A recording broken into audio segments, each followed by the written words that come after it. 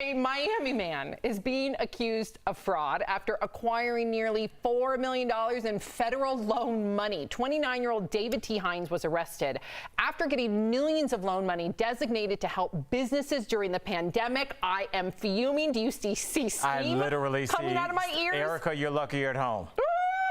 Yes, court documents show that Hines allegedly spent the money on dating websites, jewelry, Miami Beach resorts. He also dropped more than $300,000 on a new Lamborghini. My God, if I could throw this pen through the monitor into his home, I would. This is coming from a small business owner. How are you feeling right now, Sam? Get it out. I'm angry. My husband and I have a small business, and I'm just going to use myself as an example because let me tell you, we have it much better than the majority of families out there and small businesses who are affected by COVID, okay? And I understand that, and I accept and understand my privilege. However, COVID really destroyed, I would say, the majority of our company. Luckily, we are slowly rebuilding this company that we've poured the last 10 years of our blood, sweat, and tears into.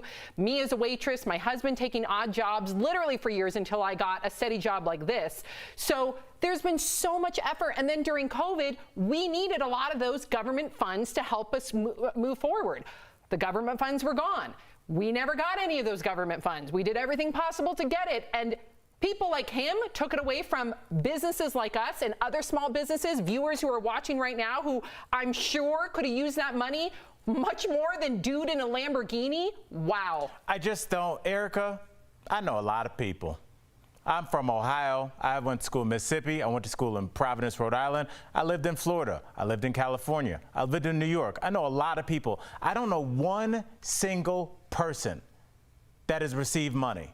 Not one person. And for you, Sam, I understand you're coding this and couching it in like, I'm lucky to have this job. No, Sam, you work your butt off. I've been next to you. I hear you on the phone. You're constantly working. I've gone to basketball games with your husband, and he's got to be up in 3 hours because he's got to be up when the Chinese market's open over there. So he's up at 4 o'clock every day. Yeah, I have seen you guys work your tail off for this, and it's not fair. Erica, where's the money? How did this goofball? He's not even anybody. What, can you explain, Erica? You can explain everything else. I'll try to explain. I don't have the answers, but I will say this. I was very strong in my stance on people making sure that the government was working for them.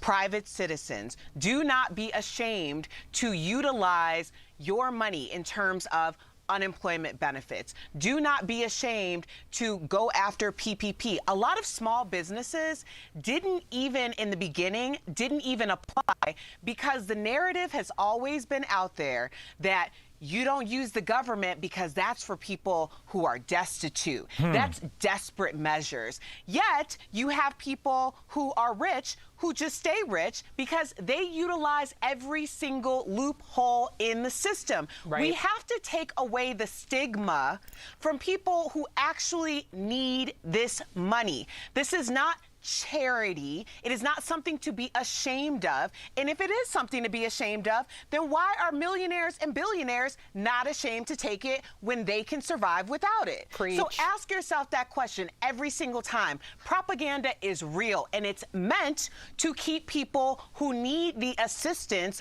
unassisted, and it's disgusting, and I'm going to continue to say it, and you can call me welfare queen, you can call me whatever you want to call me, but you're gonna call me right, because I'm telling you right now, that's what it's all about. Amen, queen.